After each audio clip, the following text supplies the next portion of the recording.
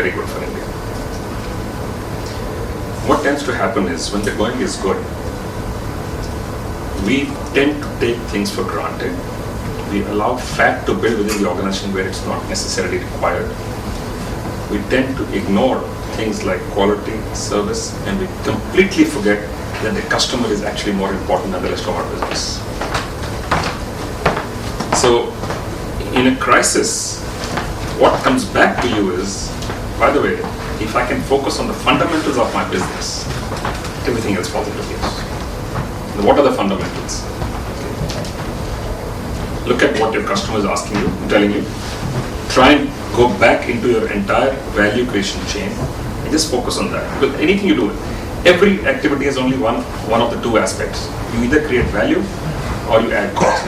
And it's sometimes a combination of the two. If you can figure out what is causing more cost and value, try and shed those. What is creating more value than cost, build those. Focus on things like cost, productivity, efficiency, customer service. These sound like motherhood statements. But the reality is, every good business in the world is actually only built on this. Yes, please. One of the very common questions which keeps on coming up in our local Thai meetings is that we've had a lot of medium-sized success stories in the region, but if you look at two real mega success stories, then it's the Bharti Mittals and the Munjals. And the story goes that both of them had to move out to Delhi to make it that big. So now that we have one of the two success stories here, any thoughts on that?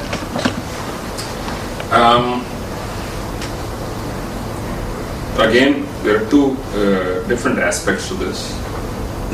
One is growth has nothing to do with location. However, having said that, growth has something to do with opportunities.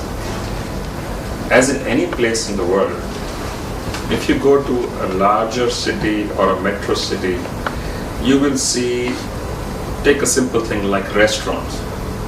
Ludhiana does not have a 5-star hotel, by the way, today.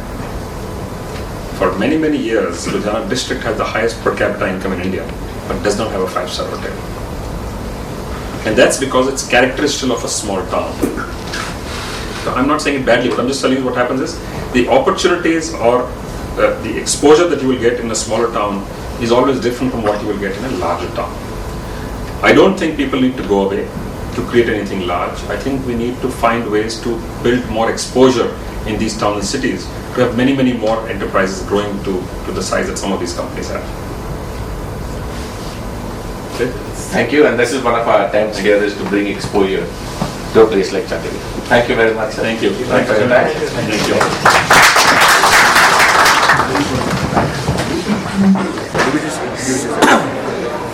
60 seconds, right? Hi, this is Krishna Kumar. I'm the editor of DARE, India's only magazine focusing on entrepreneurship. Last 2 years, we have spent a lot of time talking to entrepreneurs from all across the state, right from the big guns who have made it big and have become icons to small guys and girls out there struggling to get their first break. From what I understand of it, while starting up is a big challenge that a lot of people are focusing on. Building scale, building a company up from a small 1-man, 2-man, 5-man, 10-man team to a large scaled enterprise is a big challenge that not too much focus is going into. We need to focus on how to help Indian companies and Indian entrepreneurs grow big and become global. Rolling? So I think entrepreneurs need to look out for 2 or 3 things. First is that the best businesses are built on deep customer insights. So stay in touch with your customer. The second is solve an unsolved problem. If you solve an unsolved problem, chances are sooner or later you get enough money to make money. The third is it's important to be early and innovative. If you do that, you will find that you're making your mistakes when it's cheap to make when you're learning from the before competition. So there are three things that I'd like to do. Super. Hi, I'm Manu Bhandari. I recently came down to my homeland to start eventually the education space along with my friend Amit. So we have set up an education company called EPOP Education, and we really wish to give quality school education to young students. What I would say is that the sector presents a huge opportunity, as all of us are very much aware of. But the problem that is inherent when anyone tries to enter the space, especially as a young entrepreneurial team, is the land obstacle.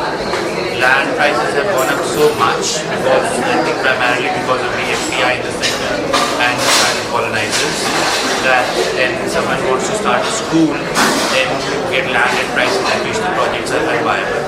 So this doesn't bode well for our future generations and the kind of education we can provide them. So my request and the problem I would like to highlight is this land issue, and that the government should basically provide land on a subsidized basis and not necessarily auction them for huge profits, and provide them to genuine players in the school space. Thank you. Hi, मेरा नाम रितेश आहूजा है। I have a business in the online advertising world.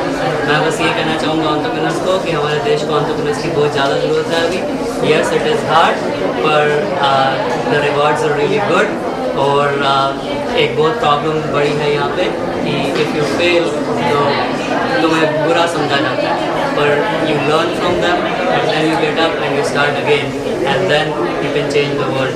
So just dream and do whatever you have in your mind, and then you can change the world.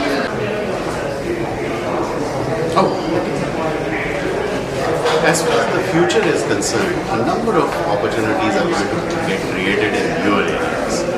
The past has been about information technology, neighborhood services, videos, and so on. As far as the future is concerned, a lot of opportunities will come up in the area of energy, clean technology, healthcare, education. These are going to be some of the areas that are going to lead as far as the next 10 years are concerned. Hi, I'm Hemant Kaushal. I'm from Chandigarh. This is the capital of Punjab. I'm currently into outsourcing, and I'm basically a bootstrapper. So I'm trying to get some funds for my project. The beauty of being an entrepreneur is that you get to channelize your energies according to your own choice. Gives you a freedom to balance your professional and personal life. And well, of course, there are ups and there are downs. And but the good thing is that we get to learn a lot from the downs. And well, all I would like to say is that chai up hove chai down, appa chak de aage. Thank you. Hi, my name is Sahil Sakhuja, and I'm an entrepreneur. I'm from Chandigarh. I recently started my first venture, which is all about books. So if you like reading, please log on. The address is right here, bookstack.in. And what I have to say about entrepreneurship is that entrepreneurship is mostly a V-shaped journey. You start off your life by going downwards. You keep going down, then you gain speed so that you can come back up again. And that's the V curve. So all those out there who are aspiring to be entrepreneurs, keep that in mind before you go forward. Thank you. Hi, I'm Sulam Mahajan, an aspiring entrepreneur, as you can read here. Well, I am a student in final year of my computer science engineering, and I'm a very active member of TAI and expect help from TAI in my entrepreneurship venture that I decide to open up in 2 years from now. I want to be my own boss, and as entrepreneurs are risk takers and essentially risk managers. I want to be not to be a job seeker, but to be a job creator. That's my mantra, that why I want to be an entrepreneur. Hi, I'm Amrita, an aspiring entrepreneur doing my engineering. I would not like to work under somebody as jobs seem monotonous to me, so I would like to be my own boss, and I just wish to win the Women Entrepreneur of the Year award sometime